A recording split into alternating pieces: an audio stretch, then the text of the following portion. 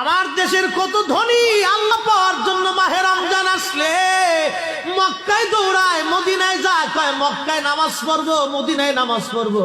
এক রাকাত নামাজে 1 লক্ষ রাকাতের সওয়াব, এক রাকাত নামাজে 50,000 রাকাতের সওয়াব। উমরা করে মক্কায় কাটায় সময় মদিনায় কাটায়, মক্কায় কোরআন খতম দিতে চায়, মদিনায় কোরআন খতম দিতে চায়। সওয়াব মাহে রমজানে অগণিত সওয়াবের আশায় ব্যক্তিগুলি আল্লাহর ঘরে হাজিরা দেয়, কিন্তু বাড়ির পাশে গ্রামের কত গরিব মানুষ টাকার অভাবে বাবা ভালো ইফতার করতে পারে না, টাকার অভাবে কত মা ভালো সেহরি করে রোজা রাখতে পারে না। এই ধনীরা এই গরিব মানুষের ঘরে খাবার না দিয়ে আল্লাহরে পাওয়ার জন্য মক্কা মদিনায় দৌড়ায়।